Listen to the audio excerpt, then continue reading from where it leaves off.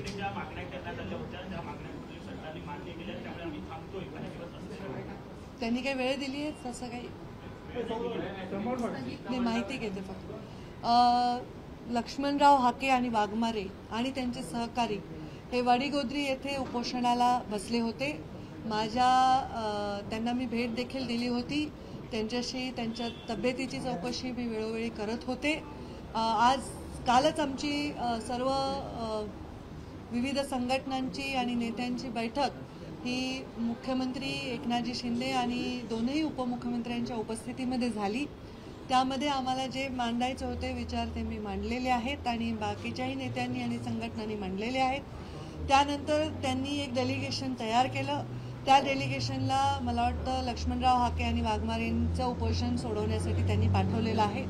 तर सर्वप्रथम ही एक चांगली गोष्ट आहे की त्यांच्या उपोषणाची दखल घेतली गेलेली आहे आणि त्यांनी हे उपोषण स्थगित केलं आहे. ह्याचा अर्थ त्यांची सरकारकडनं अशी अपेक्षा आहे की जे एक प्रश्न त्यांनी मांडलेत किंवा ज्या फॅक्ट्स त्यांनी दाखवलेल्या आहेत सरकारसमोर त्याच्याबद्दलची स्पष्टता व्हावी, त्याच्याबद्दलचं सरकारकडनं सकारात्मक आणि योग्य उत्तर मिळावं या अपेक्षेने नक्की त्यांनी ते स्थगित केलं असेल. आणि माझी अपेक्षा आहे की त्या स्थगित उपोषणाला परत उपोषणाला बसण्याची वेळ येऊ नये, अशा प्रकारे सरकारने त्याच्यावर तोडगा काढायला पाहिजे.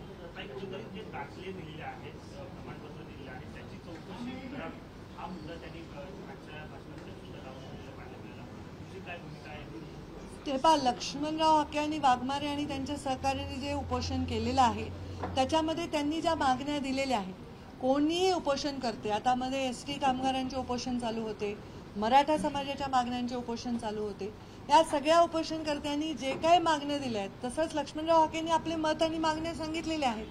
त्यांचं म्हणणं जर असेल की अशा प्रकारे चुकीच्या पद्धतीने सर्टिफिकेट दिले असेल तर ते तपासले पाहिजे आणि चुकीचे नसतील तर ते स्पष्ट केलं पाहिजे आणि असतील तर ते रद्द केले पाहिजे. ही मागणी अत्यंत न्याय आहे, याच्यामध्ये कोणाला वाईट वाटण्याचं कारण नाही. चुकीचं कोणालाच मान्य असायचं काही कारण नाही. पाटील असं म्हणतात की शिष्टमंडळ ओबीसीचे नेते जरी एकत्र झाले तरी सुद्धा मी एकटा काफी आहे, मी एकटा सगळं हँडल करू शकतो, मला घेरण्याचा प्रयत्न केला जातो असे त्यांनी. लक्ष्मण हाकेंच्या आणि वाघमारेंच्या उपोषणाविषयी माझ्या मनामध्ये आदर असा आहे की त्यांची भाषा, त्यांची बोलणं, त्यांचं विचार मांडणं ह्या सगळ्या गोष्टी मुद्द्याला धरून आहेत. कोणाला ललकारणं, कोणाची बघू म्हणणं, भाया सारणं ही त्यांची भूमिकाच नाही. त्यामुळे माझा फोकस आता त्यांच्या सालच उपोषणाकडे आहे आणि मी त्यांच्या बाजूनी ह्याच्यामुळे विचार करते की त्यांचे जे मुद्दे आहेत ते मुद्दे जर खरे असतील तरच त्यांच्या बाजूनी राहील ना, हा विषय क्लिअरच होईल ना. त्यामुळे मला एक त्यांच्या वागण्यातून, बोलण्यातून, त्यांच्या आविर्भावामधनं एक रिस्पेक्ट वाटतो की त्यांच्या म्हणण्याला आपण लक्ष दिलं पाहिजे. बाकी कोण काय म्हणतं याच्यावर उत्तर द्यायचं काही कारण नाही. राज्यामध्ये दोन समाज एकमेकांच्या विरोधात ठरलेले आहेत. जातीय तेढ जो आहे तो ग्रामीण पट्ट्यात आता उभा आहे. सर्वपक्षीय नेते आहेत किंवा सर्वपक्षीय प्रमुख आहेत त्यांनी एकत्र येऊन हा तेढ राज्यातला मिटवणं हे खूप खरं जे चित्र आहे आता ते प्रचंड दुर्दैवी आहे. गेले अनेक महिने, वर्ष तुम्ही सगळे माझे स्टेटमेंट सुद्धा काढून बघा. मी तेव्हा वेळोवेळी म्हणले, माझी शिवशक्ती परिक्रमाही चालू होती तेव्हाही मी म्हणले की हे ओबीसी आणि मराठा, पहिले हे बहुजन होते दोघं मिळून, आता ओबीसी आणि मराठा भांडणं लावण्याचं कारस्थान हे म्हणजे होऊ नाही दिलं पाहिजे अशा प्रकारची भूमिका मांडणाऱ्या नेत्यांपैकी मी एक होते. आणि म्हणून कुठल्याही मंचावर कधीही जाऊन दुसऱ्यांना आपण काहीतरी बोलावं असा प्रकारचं पाऊल मी कधी उचललेलं नाही. कारण मला असं वाटतं की या महाराष्ट्रात पुरोगामी विचारांच्या लोकांनी, सर्व समाजांनी एकत्र वावरण्याची जी आपली परंपरा आहे ती कायम राहिली पाहिजे. पण आता एक परिस्थिती अशी झाली आहे, नक्कीच ही परिस्थिती गंभीर आहे. या परिस्थितीला फक्त राज्यकर्ते सोडवू शकतात. त्यांची स्पष्टता आणि त्यांनी घेतलेली भूमिका हीच मला वाटतं या दोघांच्याही विषयांना मार्गी लावू शकते. मला असं वाटतं की दोनही समाजाच्या प्रमुख लोकांनी आपले मुद्दे संविधानिक पद्धतीने घेऊन एकत्र बैठक ही मुख्यमंत्र्यांनी, दोन्ही उपमुख्यमंत्र्यांनी मिळून घेतली आणि समोरासमोर त्यांची सुद्धा चर्चा झाली. तर त्या चर्चेचा सार घेऊन याच्यात निर्णय घेता येतो. शेवटी या देशाच्या घटनेपेक्षा कोणीही मोठं नाही. या देशामधले कोणते, म्हणजे स्वतः आमचे प्रधानमंत्री सांगतात की ते प्रधान सेवक आहेत. तर आपण या घटनेच्या सरेंडर्ड आहोत. घटनेच्या आणि कायद्याच्या वर कोणीही नाही, ना हे समाज आहे ना हा समाज आहे. त्यामुळे कोणी असा आविर्भाव नाही ठेवला तर त्याच्याविषयी आदर नक्कीच समाजाला वाटेल. दोघेही म्हणजे मी दोन व्यक्ती म्हणत नाही, दोन बाजूचे विचारवंत लोक एकत्र बसून ह्या विषयातून मार्ग काढून तो कायद्याने टिकवून धरणं हे आवश्यक आहे. कोण माघार घेऊन उपयोग नसतो. संविधानात जे बसेल तेच होत असतं. इथे माघार घेण्याचा काय उपयोग आहे? संविधानामध्ये जे लिहिलेलं आहे त्या चौकटीतच या गोष्टी होत असतात. आम्ही कितीही लेखी शब्द देऊन उपयोग नसतो. त्यामुळे माघार कोणी घेतली नाही घेतलीचा मुद्दा नसून आता एका विशिष्ट वर्गाला जर न्यूनगंड वाटत असेल तर ते नक्कीच त्याच्यावर रिॲक्ट करतील. त्याच्यावर सरकारने मायबापाची भूमिका घेणं आवश्यक आहे. तुम्ही गेले अनेक महिन्यांपासून तुमची भूमिका स्पष्ट करताय, मात्र एकूणच जे आरक्षणाचा मुद्दा बघितला कुठेतरी राजकीय वोट बँक म्हणून देखील आता पाहिलं जात आहे. लोकसभा निवडणुकीत देखील भाजपला याचा मोठा फटका बसला. तुम्ही कसं बघताय या सगळ्याला? सगळ्यांनाच बसेल ना, फक्त भाजपला कसा बसेल? जर राजकीय वोट बँक म्हणून कोणी एकाकडे बघते तर दुसऱ्याकडे बघतंय. एकटा भाजपला कसा फटका बसेल? भाजपची याच्यामध्ये भूमिका भाजपची काय भूमिका याच्यामध्ये? भाजपला फटका का बसेल? बाकी भाजपच्या याच्यात भूमिकाच काही नाही. हा मुद्दा सरकार आणि आंदोलक यांच्यामधला आहे. त्याचा फायदा गैरफायदा कोणी घेत असेल तर ते चुकीचं आहे. इकडे बघते जरा.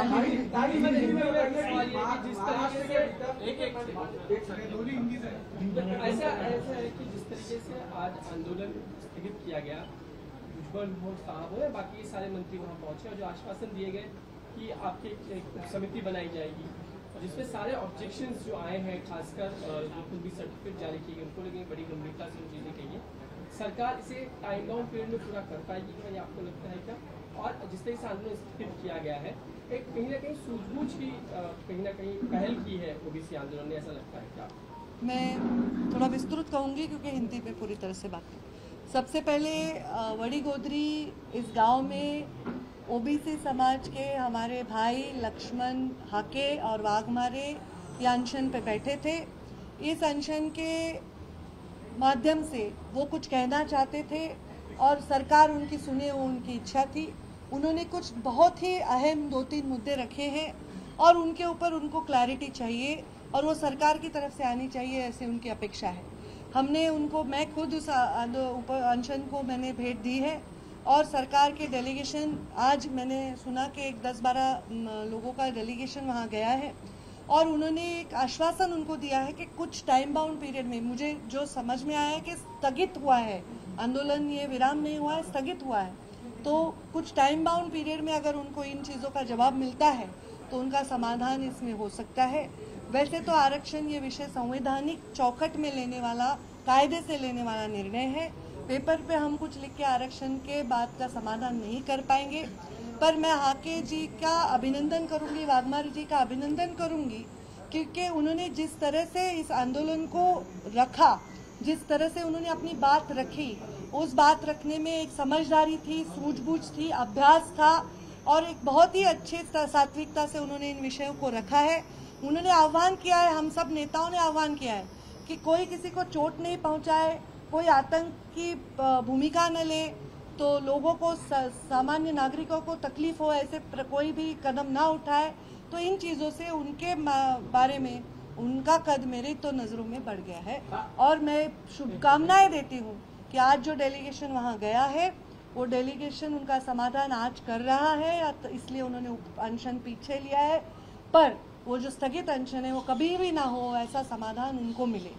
और मैं ये भी आह्वान करती हूँ कि दोनों ही आंदोलकों के अभ्यासपूर्ण बोलने वाले मुद्दे लेकर कुछ लोगों को साथ में सरकार बिठाए, आमने सामने बिठाए और उसमें से कॉमन ड्राफ्ट तैयार हो और जिससे हम आगे बढ़े और वो कायदे से संवैधानिक तौर पर उसको आगे लेकर जाके इस बात का समाधान निकलना चाहिए. दो प्रश्न है. लगातार जिस तरीके से पिछले 6 महीने से मराठा आंदोलनकारियों ने ये भूमिका रखी कि ओबीसी की कोटे से ही आरक्षण चाहिए और उसको लेकर लगातार वो अनशन करते रहे, महाराष्ट्र के अलग अलग हिस्सों में गाड़ियां जलाते रहे, आगजनी करते रहे, उसको कैसे देखती हैं? और ओबीसी जब समाज कह रहा है कि मुझे अपना आरक्षण चाहिए तो उस पर भी कई लोग लगातार आपत्ति कर रहे हैं, टीका टिप्पणी कर रहे हैं और सरकार से स्पॉन्सर्ड बता रहे हैं.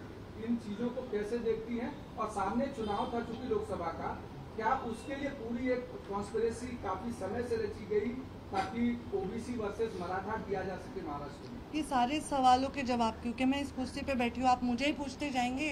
इस कोई चीज़ में मैं बहुत छोटा हिस्सा हूँ इस राजनीति का, ना वो ऐसे कोई पद और कोई अधिकार क्षेत्र में मैं वहाँ नहीं हूँ। मैं इतना ही कहूँगी कि उनको जो आरक्षण चाहिए वो आरक्षण ओबीसी समाज ने उसके बारे में कुछ भी आज तक वैसे प्रदर्शन नहीं किया था। ओबीसी समाज ने कहा था ओबीसी समाज के आरक्षण को धक्का बिना लगाए उनको आरक्षण दीजिए, जो कि जब हमारे मुख्यमंत्री थे देवेंद्र जी तब हमने दिया भी था, पर वो बाद में नहीं टिक पाया। और वैसे अभी 10% आरक्षण मराठा समाज को दिया गया है, उसका वो लाभ भी ले रहे हैं और उसके बावजूद वो ओबीसी में आरक्षण चाहते हैं। इसके बारे में निश्चित तनावपूर्ण परिस्थिति होगी। बहुत सारे समाज कोई वर्ग में आरक्षण मांगते हैं तो वहाँ जो ऑलरेडी आरक्षण में है वो तो उसको नहीं बोलेंगे आओ आपका स्वागत है, वो तो असुरक्षित महसूस करेंगे ही, क्योंकि एक रोटी अगर 4 लोग खा रहे हैं और उसको 8 लोग खाने जाएंगे तो पेट तो किसी का भी नहीं भरेगा। तो इसलिए इसमें कोई एक मार्ग निकालने की जरूरत है, स्पष्टता से मार्ग निकालने की जरूरत है।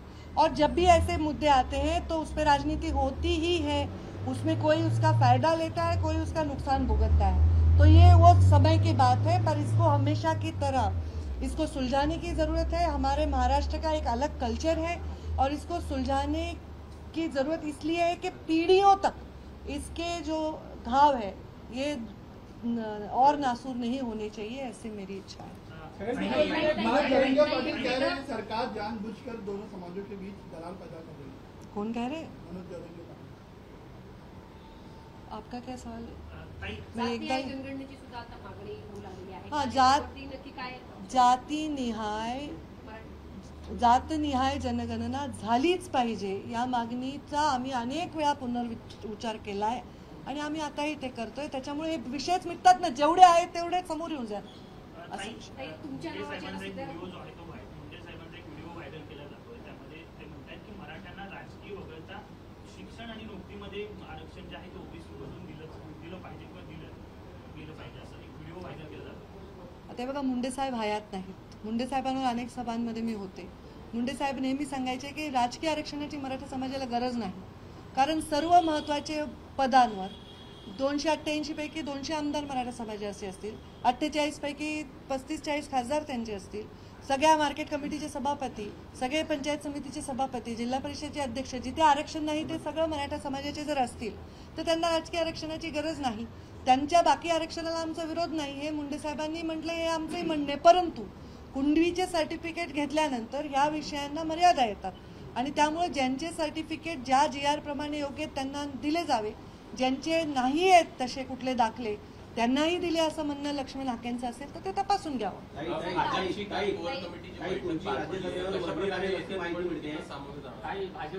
राज्यसभेवर वर्णी लागेल असं म्हटलं जातं किंवा असं समजतंय फडणवीसांनी तसा प्रस्ताव केंद्रात पाठवला आहे अशी माहिती मिळते, नेमकी सत्यता काय आहे? मला अशी माहिती मिळते। एबीपी माझा, उघडा डोळे बघा नीट।